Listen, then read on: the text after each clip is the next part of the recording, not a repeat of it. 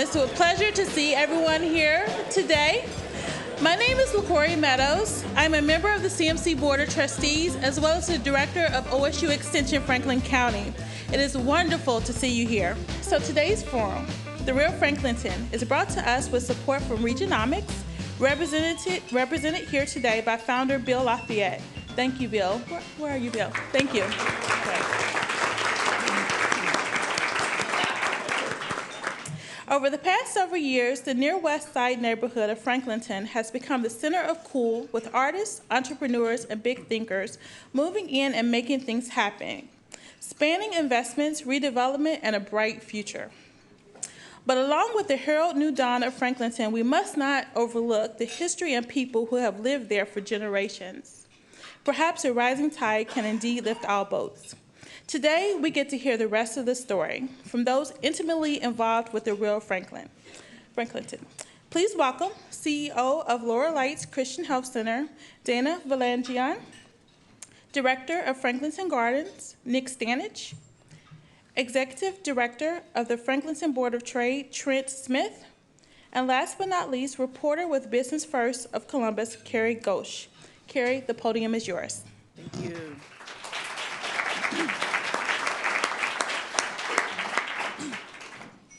So we're witnessing in Columbus's oldest neighborhood a great urban experiment that's playing out before us now.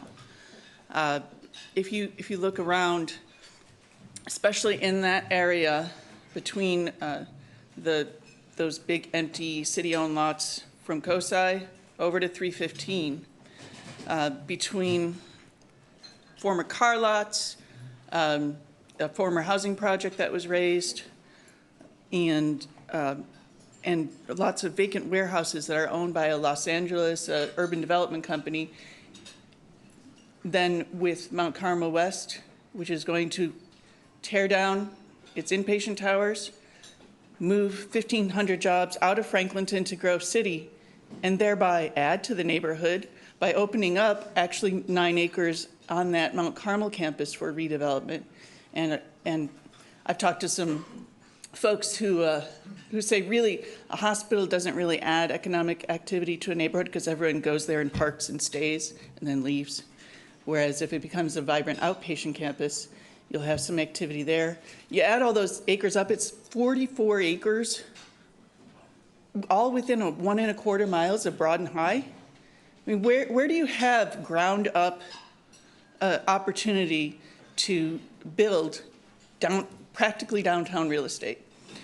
And this is all happening in what's there now, which is about 8,000 residents. Only about 800 of those are in this east of 315. Sorry, 7,000 residents, and in a aging housing stock, the oldest sewers in the city and the oldest neighborhoods in the city. We've had some horrific fatal fires of late. And there's extraordinary efforts to revitalize that housing stock, 150 houses built by the Franklinton Development Association, and working to help bring up both the quality and the values of those properties. But if we're dreaming about what's going to happen with all this development, the folks who built the Arena District own land there. The folks who built Broad and High own land there. Is it fair to say, well, when? Why is it still vacant? So that's why we have those folks here. And so that's the first question is, Lance Robbins of Urban Smart Growth started 400 West Rich, owns 7 more acres. He's ready to pull the trigger. He says, I can't convince the banks. So how do we convince the banks this is a neighborhood worth investing in? Well, in my opinion, we are doing the convincing now by having these types of conversations and by just continuing to be the neighborhood that we are and having the types of collaborations that are present there currently with all of the different organizations between the 3 of us and the ones we run. And I'm in awe of all of the Franklinton supporters who are out here in the audience today. But just having this conversation is what's going to eventually convince the banks, because the more residents and the more businesses we get interested in the neighborhood who finally pull the trigger on their own is what's going to create that buzz with the banking institutions to go ahead and lend the big money to have the big impact. Personally, I don't know what else convincing they need, to be quite honest, but we're doing that now, and I hope that this conversation today is going to go a long way to make that happen. As we look at the Broad Street corridor, especially in front of Mount Carmel, there's a former Graham Ford. It's about 7 acres, and it's adjoining existing parking garages. Can you imagine how much faster the Short North would have come along if they hadn't had to build the parking garages, which are about the most expensive and least return on investment part of a commercial redevelopment project? So they've got the parking garages there, and you've got things that are moving into the neighborhood. Brewdog, the Scottish brewery, is going to build its brew pub there. It's joining Land Grant, Rehab Tavern, and Strongwater. I was like singing Storm, sorry. Strongwater. Then there's a new tattoo parlor in town. But beyond the 18 to 34 bearded demographic, what kind of what kind of other economic development and commerce would you like to see coming to that corridor and around Franklinton? So it sounds like you're speaking more directly to East Franklinton's redevelopment. Everything. I'll move west. Okay. So a lot of that hub, that strong focus of economic activity is really pouring into this East Franklinton area. It's that hot new creative district, which is distinctly just different than West Franklinton. And if we're moving to that, I don't want to talk too much on that right now. To answer your first question and then tag to the second, I think the convincing will come as those of us who love Franklinton continue to be invested in Franklinton and continue to put time, energy, and money into Franklinton. As far as what would I love to see in the Broad Street corridor, personally, I'm a Franklinton resident. I would love to see some additional restaurants and retail opportunities. I would love to see even that corridor have some mixed income housing options for houses of all incomes to have better housing options. And then we need lots of other things too, but I don't want to hog the stage, so. Yeah, that's the focus for the Board of Trade, is to attract those retail amenities that you would expect to find in the most mature neighborhood in Central Ohio that are just no longer there because of the disinvestment after the flooding and the grip of crime that had taken over Franklinton for so long. We don't have a dry cleaner, we don't have a flower shop, we don't have a bakery, we don't have those types of things that you would expect to find in a mature neighborhood. We want those things back, and that will drive more residents. That's what's needed. And I'm a resident as well, and like Dana, I would love to be able to walk to a bakery on a Saturday morning. So we want that stuff. As you mentioned, there is Franklinton has its only 2 natural boundaries that make a circle around it, the river and 70. Bisecting that is 315. And as I said, there's 800 people over here, 6,200 over there, with a mix of very aging housing stock and the new stuff that's been built. You can't build a cap over, 315 is a raised, it's a great wall. So how do you get the economic activity and the spin-off businesses from Columbus Idea Foundry and the community health initiatives at Mount Carmel connected to the folks who live in those houses on the other side of the freeway? Well, Mount Carmel in particular is doing a great job with their Healthy Living Center of doing that outreach with the residents. They've started programs there that started off with 5 to 10 people attending these healthy cooking classes, and they're up to 60, 70 participants at this point. And so the outreach from that campus has been pretty significant. And then you look at organizations like Gladden Community House and what all the different things that Lower Lights has going on. I think that the outreach is there. It's just I think it's just continuing that and gaining the residents' confidence that this is not a flash in the pan, that these people that are trying to drive this development are not going to go away after the next big thing gets built. I'm as committed as Dana is, and as much as anybody else that is a resident and a business owner and a supporter of Franklinton. So I think the outreach is significant, and I don't think enough people recognize that.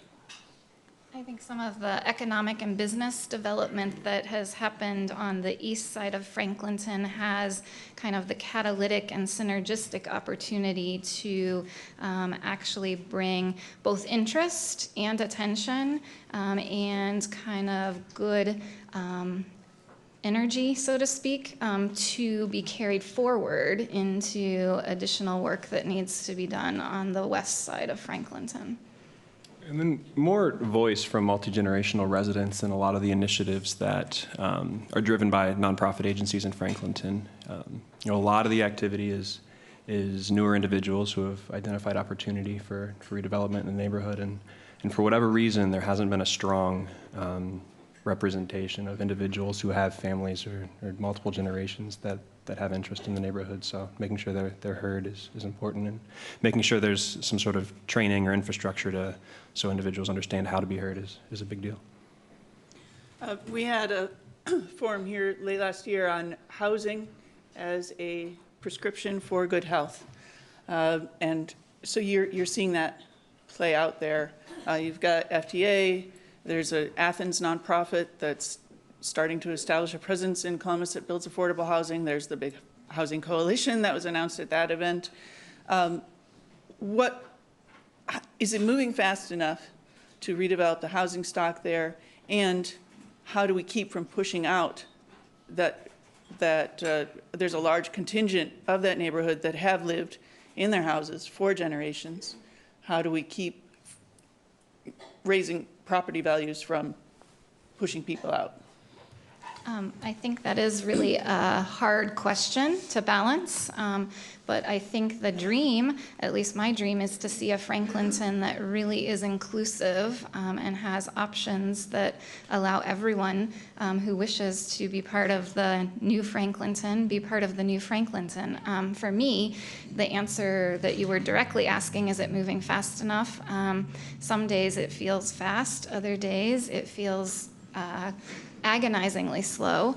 Having friends and neighbors and patients and folks who are living in deplorable conditions never makes it feel fast enough.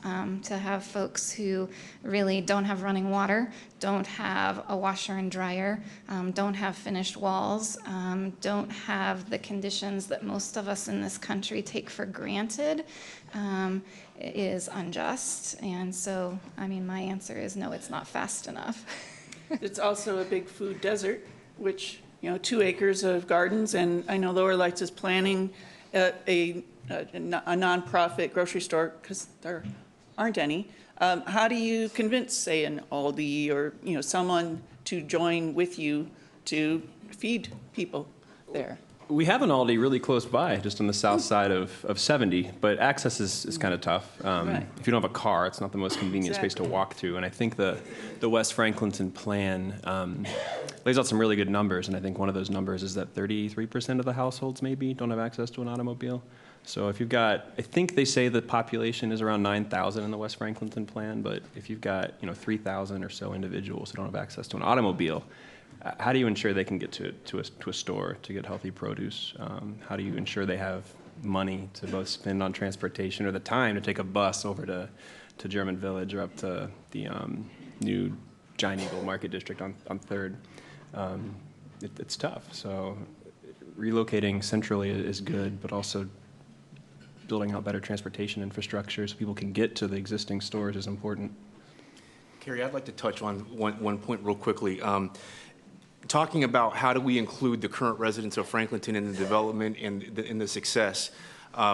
There's an example of a program that's been started called Franklinton Rising, and it is a housing program that will teach young adults in Franklinton skilled trades. to be able to, their model is that they will buy a house that's dilapidated and or get one donated. I know that they have about 4 in their possession right now. 2 were donated, 2 were purchased at a very low price. And they have relationships with these contractors who will go in and do the remodeling work or the rehab work, and all the while they're teaching these 17, 18, 19-year-old kids how to do that stuff. And so at the end of this program, these kids now have a marketable trade where they can get a good paying job and eventually rent that house that they've fixed up, and hopefully the ultimate goal is to have them buy that house. So that's one of the most poignant efforts that I'm aware of right now to keep residents within the neighborhood and not push them away. Clearly more jobs are needed, clearly more living wage jobs are needed in that neighborhood, but this is one of the best examples of a situation where we're trying to make that person part of the solution while giving them the opportunity to have a good paying job. Some more numbers about the difficulty with revitalizing housing stock without pushing out existing residents. The West Franklinton plan, again, I'll cite this a number of times. I think it says that about 75% of the residents of Franklinton rent. They don't own. And the residents of Franklinton are, well, income breakdown, I think it's about 44% of the households make less than $15,000 a year. It's excruciatingly poor. Another 22% make less than 25, I think. So you've got 66% of the households in Franklinton making less than $25,000 a year. Couple that with what it costs to rent. I don't know for certain, but maybe $650 a month, roughly. That's pushing you past the 30% of your income that you're spending on housing, and most of the neighborhood is housing insecure, if that's how you're sort of calculating housing security within our neighborhood. So if you fix houses, you've got to raise rent. Typically, that's how the market generally works. So unless you have agencies that are subsidizing a lot of housing redevelopment in the neighborhood, it's going to be really hard to see a housing stock revitalized, a housing stock that's largely decrepit. I mean, 100 years of, or not 100, but decades of exclusion from FHA money and insurance has really resulted in a lot of the houses falling to substandard conditions. It's just going to require a lot of nonprofit, city, federal support to ensure that houses do remain affordable when they're brought up to a good condition. I don't know if you know, or if you've heard that all 3 of our panelists live in Franklinton. And I had done some, I don't know if are you all west, in the western part? Yeah. Okay. I had done some research for a story on looking just at those 800 people in East Franklinton. And from the time of 2010, before the effort to create a concerted arts district, to 2013, went from 0% of residents with a college degree or higher to 6.6% of residents, 6.6% of 800, but still, it's attracting people who are professionals to the neighborhood. But one of the biggest barriers, you look at beautiful houses listed there, gorgeous woodwork, modern kitchen, it's $80,000. There's still the perception often of crime, even though since the tear down of the public housing project, moving of the open shelter, violent crime isn't as much of a problem in the neighborhood. I know that tattoo parlor said right before they opened, someone kicked in the door and came in and stole an iPad. It's that kind of property crime. But how do you convince people who want to develop or buy houses, people who want to develop or open a store, it's not the scary place you remember? Well, one thing that I'll talk about that we do to try to help address this is we have a long-standing partnership with Keep Columbus Beautiful, which is an organization through the City of Columbus that really helps neighborhoods with litter abatement and graffiti abatement and beautification and just in general making the neighborhood look better. And it's no secret that the presence of litter is going to be an attraction to crime. When somebody sees that it's a trashy street, well, why won't they commit a crime on that street? So it's a grassroots effort to try to get neighbors and volunteers and organizations involved to just simply clean the neighborhood up. That's why those petty crimes are able to happen and flourish, is because we have done a lot, but we haven't done enough yet to really completely address that issue.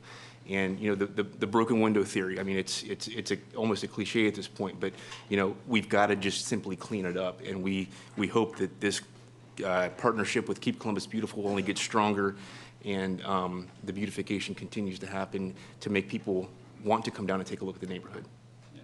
Opportunistic crime is really common. It's petty crime. It's someone steals a drill, someone breaks in and steals a computer, that kind of a thing. It can be prevented if you are present, and if you make sure that you maintain a strong presence, you're showcasing that you're maintaining a property, and also if you take some small precautions like getting a surveillance system or a security system, it found that it drops off entirely. So vacancy is what brings it on. Dealing with vacant houses was where I was going to go, but also in the 8 years or 9 years that my family has lived on our street, we have seen a continual kind of increase in the number of kind of what I would consider stable houses, meaning either houses that are now owned that didn't used to be, or houses even where there's a renter, but the renter is a longer term renter. And honestly, there's beginning to be a sense of kind of like in the suburbs where I came from, and that's not even necessarily always true, but our suburban experience was truly a community and a neighborhood, and we all socialized together and we all knew each other, and that is really beginning to occur on our street. Absolutely.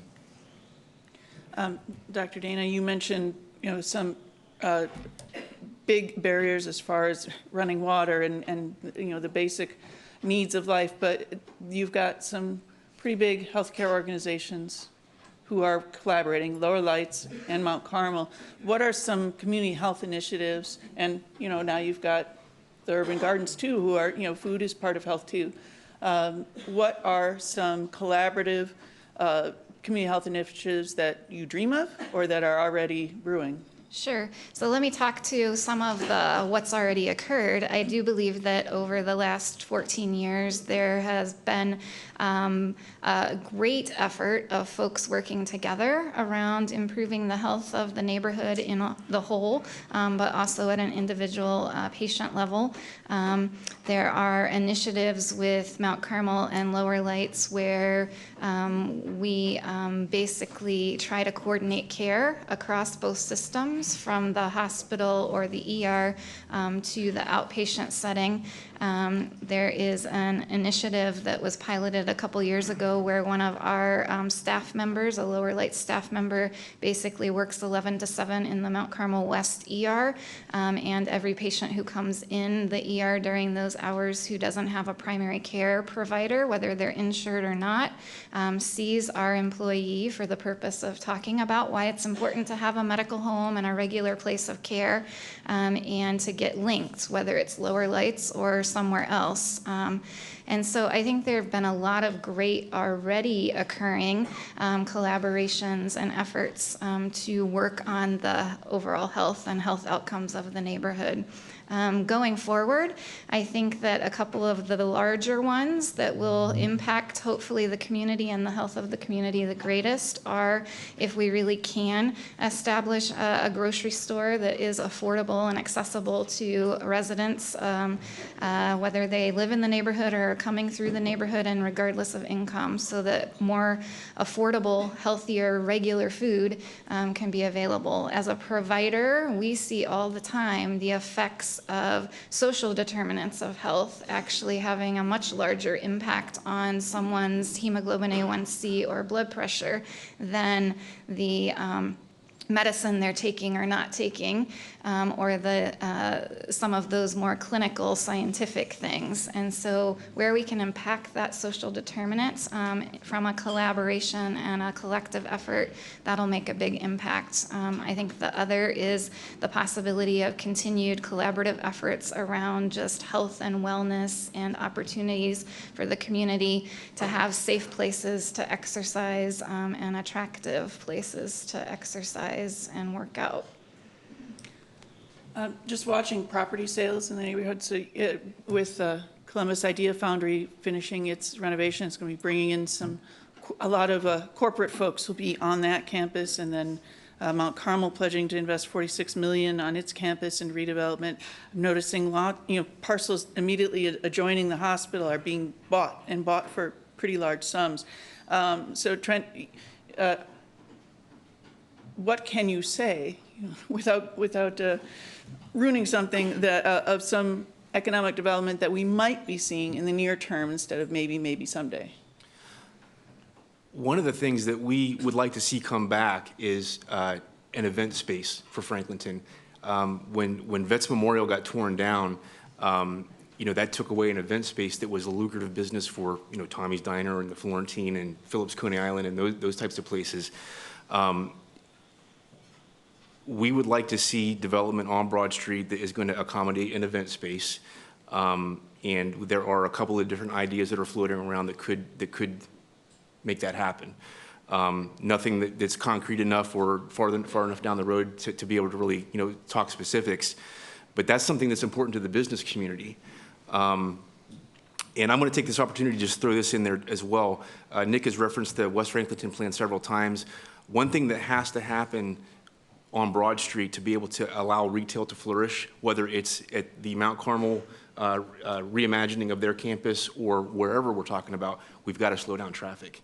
We have to do it, and that's a part of the West Franklinton plan that was talked about at quite a lot of length. That's a 30-mile-an-hour road. You would never know that by standing on Broad Street watching cars go by. Everybody goes at least, you're right, 55, 60 miles an hour. That is a death sentence for retail. You just can't have it. And so whether it's medians or bump outs at the intersections or whatever, we've got to be creative and make that work and make that happen. And it needs to happen in the near future, not the distant. You were mentioning property value increase, and it's a very real thing right now in Franklinton. The organization that I direct, Franklinton Gardens, we're very concerned about property value increasing to a point where housing is going to be a really lucrative thing again. So our efforts to build a foodscape in the neighborhood through bio-intensive fruit and vegetable production might be compromised if that happens. So we've been trying to buy a number of properties as an organization to ensure that we have a stable, permanent footprint in Franklinton to showcase the model of farming that we're providing. But just that area that you mentioned right by the hospital and right around 315, property values really increased substantially. There was an auction I was paying attention to a few months ago. Vacant house went for $65 over on Skidmore in East Franklinton. That probably would have gone for $5,000 5 years ago. So there's a dramatic increase in property value in certain areas, especially associated with East Franklinton, and a little more gradual increase in West Franklinton, but it's happening. So we're getting close to audience questions, but wanted to throw this one out to you. How much of the change would you say is incremental? How much is disruptive? And which model do you prefer? It's kind of hard to argue that some change is disruptive when you are seeing change happen in a neighborhood that has been so racked with poverty and sort of disinvestment for years. This is kind of a tough question. So making sure that housing is not displacing individuals. Perhaps disruptive increments? Yes. That'd be good. I would combine the two. Yeah. That's the right answer. So something. Incrementally disruptive. Yeah. But kind of along that line, something that we cannot lose sight of is the history of Franklinton. There is so much history there. It would take days to really describe it all. And the Franklinton Historical Society is a tremendous organization that really tries to preserve that. And the Harrison House on Broad Street is one of the primary examples of how they tell that story.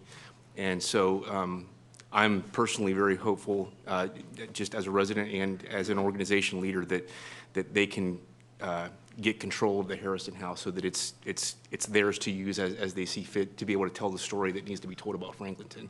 Because there's a lot of change coming, but there's no reason to lose sight of what brought us to that neighborhood in the first place. And there's a lot of stories there to be told. Before I throw it to the audience, is there something you wish I'd asked? A piece you'd like to get out to this audience that haven't had a chance? I would just say that for me, it has been a true both personal journey and just a journey for my family, having the privilege and opportunity for our lives to intersect and be connected with Franklinton and many of the folks in Franklinton. And my life has been so much enriched by it. And thanks for the opportunity to share a bit today. Along the same lines as Dana, I moved down to Franklinton in 2010 as a grad student at OSU, just looking for affordable housing and try out some rehab work and to grow food in my yard. And there's so much opportunity for positive influence in the development sort of trajectory in Franklinton that has been a real exciting accident for me to be involved down here full time. The thing that encourages me the most, and I'll make this quick, but Franklinton is really all about relationships, and Dana kind of alluded to it. You know, there's someone here in the audience today that came up to me, and I had given them some contact information for you know, some help with law enforcement on some issues they were having, and just the outreach that took place by making that connection, you know, brought him a long way into solving his problems. And I think the word that best describes Franklinton at this point in time is collaboration. There's just a large number of organizations all working towards the same goal, and we talk about it. We disagree sometimes, but we talk about it. And at the end of the day, we get a decision made, and we're all looking towards that same opportunity for everyone to stay and to move in and just to make Franklinton what it needs to be. I know kind of like put him on the spot, but I know Andy Boyes here. He runs a lot of charter schools in town and has open K through 8 in Franklinton. So this, if we're talking about housing values, what's the difference between a beautiful century-old house in Franklinton and one in Clintonville or Grandview Heights? People know they have, you know, they don't have to send their kids to, you know, a private school to live there. Beyond that charter school, what do you see as educational needs for the community that would make it a full family-friendly area? Well, the Franklinton Preparatory Academy, they did two things. First of all, they brought a well-run charter school to the neighborhood for high school students, and they also rehabbed a beautiful old building at 40 Chicago Avenue. So they brought in Youth for Christ is actually the organization that did the renovation. They spent $5 million on a building to be able to educate Franklinton students, and that school was what spurred Franklinton Rising. So that is a great example of the type of educational opportunities that the neighborhood needs, and as well as what Andy Boy is doing and others in the neighborhood. I mean, it's just, you know, not everyone is college bound. I think we've all learned that lesson over the course of the last, you know, couple of decades, and we need to make sure that those students have the opportunity to get skilled trades in, you know, whatever other opportunities or interests they have, whether it's the arts community or whatever. Everything is there. You can pretty much touch any type of a profession that you want to right now in Franklinton with what's on the east side. We've just got to connect it to the west side and do a little better, more urgent job of it. I would echo that, as well as just reminding us that there also needs to be increased job training and educational opportunities for adults as well. Okie dokie. It is Metro Club's tradition to take audience questions, so please, there's a microphone up here. You can step up, and when you do, please state your name, ask your question, and we thank you in advance for not making long editorial comments like your moderator. Let's proceed with the first question. Hi, I'll try to avoid the editorial. So many questions. Andy Campbell, thanks for being here today. We haven't heard a whole lot about this, but I understand Franklinton and the folks that live there were very supportive of the redevelopment of the Cooper Stadium site. And I'm wondering what you're hearing, you know, at the street level about what's going on there. It seems to be taking an awful long time. I know there's great promise potentially. So what's the word on the street in Franklinton? Well, this is the third summer that is going to start. So this is the third summer now that it's going to start this summer. But you know, they had delays just like any big project that's going to spend $40 million to really redevelop a site. They've had those types of delays.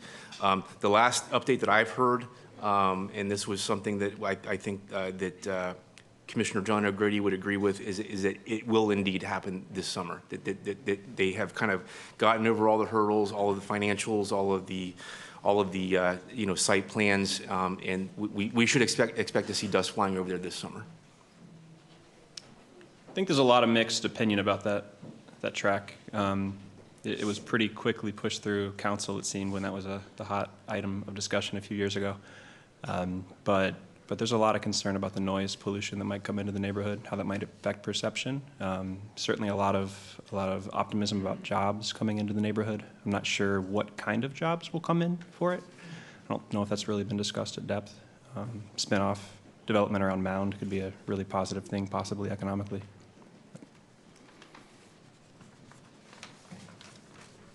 Yeah, my name is Kermit Whitfield.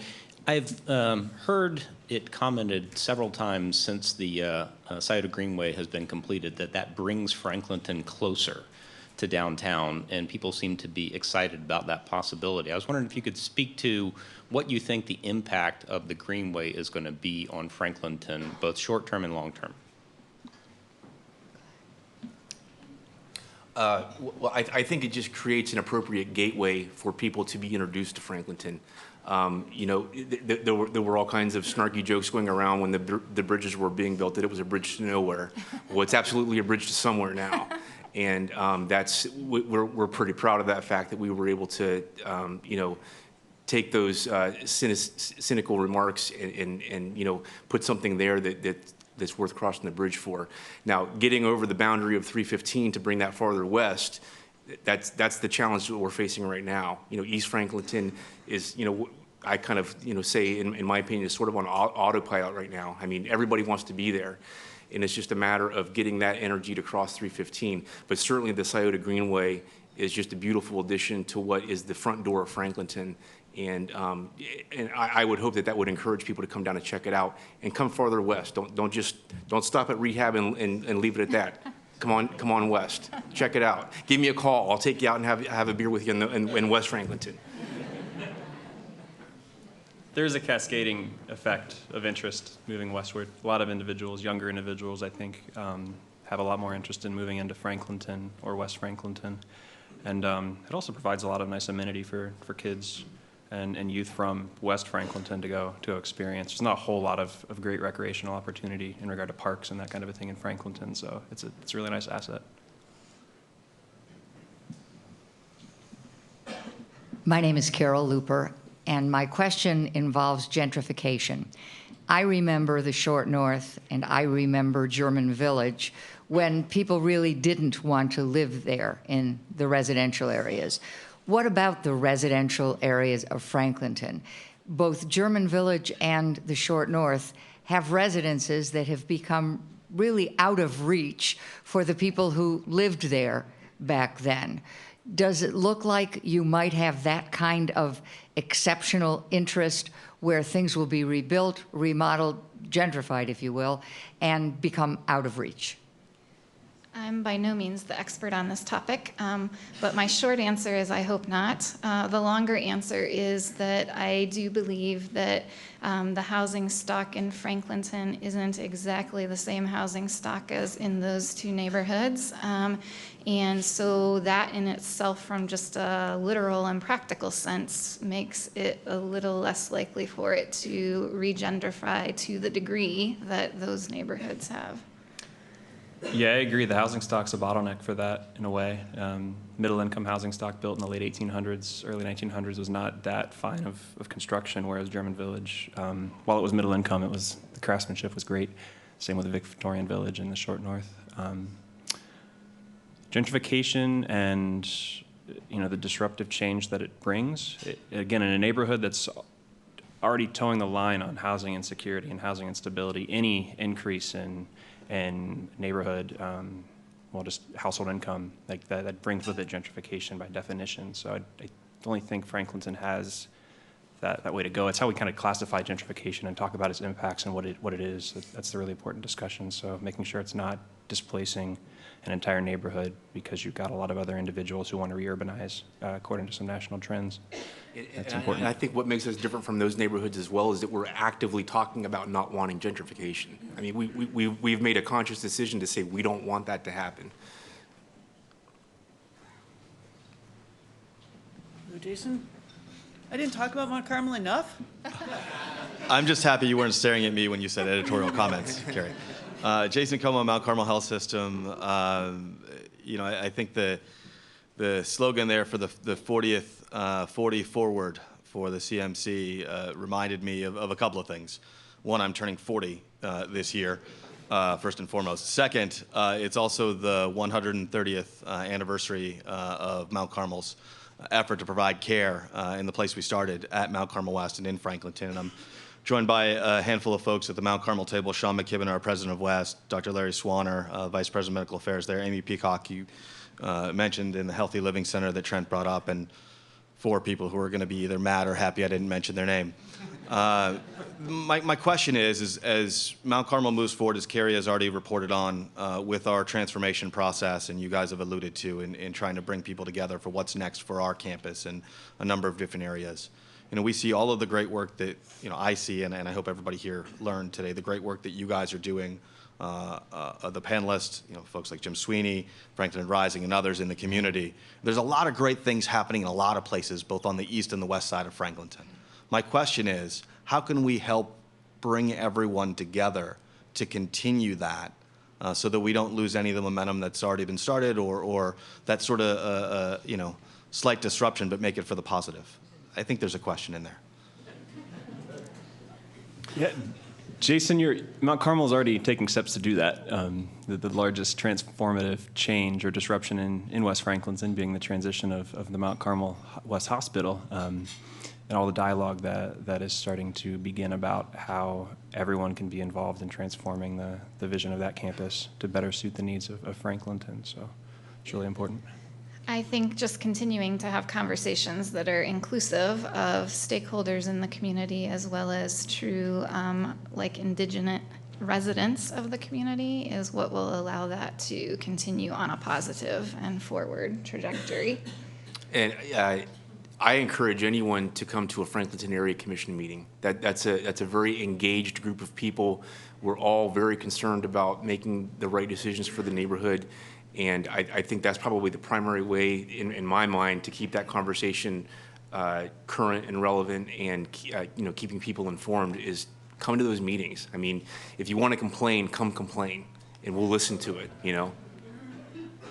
And lastly, I will let everybody know that Trent Smith will make good on his promise of the West Franklinton beer. I've been there. Yeah, so I still owe you one. Yeah. Good afternoon. My name is Patrick Kaufman. I'm a resident and community organizer. I have the privilege of working with all of you very closely throughout the years, and appreciate your comments today. I think a point that came up throughout the panel discussion was that there's a distinction now being made in our community between West Franklinton and East Franklinton. Much of the narrative that's being told in the city about Franklinton seems to center on the development that's occurring in East Franklinton, describes the community as a hip and up-and-coming place to be, and really in the process does a tremendous disservice to the people of that neighborhood who don't live in that corner of the community and who are not really being impacted greatly by that kind of activity that's going on there. So my question for you is, how can we reconsider the story that's being told about Franklinton and the activity that's taking place there, so that we can truly consider the people of that neighborhood, its history, and the kind of inclusive community that we're trying to create? Can I go first? I think, in my opinion, it is, maybe there haven't been all the same dollars or the same economic energy in West Franklinton, but even longer, in my opinion, in West Franklinton, there have been many truly great things happening through nonprofit organizations, through the faith community, through just things that are going on. And so I think, in my opinion, it is actually merging those stories and making that merged story louder than the current East Franklinton story by itself. I would agree with that. There were a lot of people that weren't exactly thrilled about the names, East Franklinton versus West Franklinton, but it's not a versus. There are two separate stories to be told about those neighborhoods, and Carrie kind of alluded to it. You know, that there just wasn't that much happening in East Franklinton, so it was almost like a blank canvas to come in and do those types of things that have already happened there. But I think that as that develops, and the more we talk about West Franklinton, that my hope is that eventually the conversation is just about Franklinton. And I think that it was a good business decision initially to call it East Franklinton, because it allowed people to have that perception in their minds that this is a fresh new thing that we're going to go to here, and therefore it's not dangerous and I shouldn't be worried about it. And I would tell you that West Franklinton isn't nearly as dangerous as what people might think, what the perception is. I think the perception is way worse than the reality. But I got why they did it. I understood it. It's been successful. And now we just need to, like Dana said, merge that conversation and just talk about Franklinton. Hi, Jim Coe from WCBE NPR. You've mentioned more than once about the perceived barrier of 315 as far as impeding commercial and other development. Has any consideration been given to starting at the other end on the west side and moving the development eastwards, for instance, the intersection of Broad and Central, so that, I mean, it seems like the vast majority of acreage and the vast majority of households are on that side of 315 anyway, and there's already some commercial existence for a long time there at Broad and Central. Yeah, I would like to see that happen at a more rapid pace. And what I can tell you is that, for example, the Franklinton Square Shopping Center just got a brand new paint job. They redid the parking lot last year. You know, some of the members that are members of the Board of Trade have been doing some renovations of the exteriors of their buildings. Some buildings down at the in the 1300 block have just recently been purchased with plans to do some pretty cool things to them. I don't have enough detail to really describe what that's going to be yet, but certainly I know the folks that have made the purchases, and we're working with them. We have opportunity to bring grant dollars to bear. Not a ton of money, but just enough to be an incentive to get people to go ahead and renovate their buildings on the interior and exterior. And we're able to use the Neighborhood Design Center to be able to do free architectural work for those types of considerations. So I would tell you that I think that over the course of 2016, you're going to see development starting at that end of Broad and closing the gap, you know, kind of the middle where Tommy's and the Florentine are. I think you're going to see it coming from the west towards the east. I'm an optimist, but I think that that's something you're going to see in 2016. Great, thank you.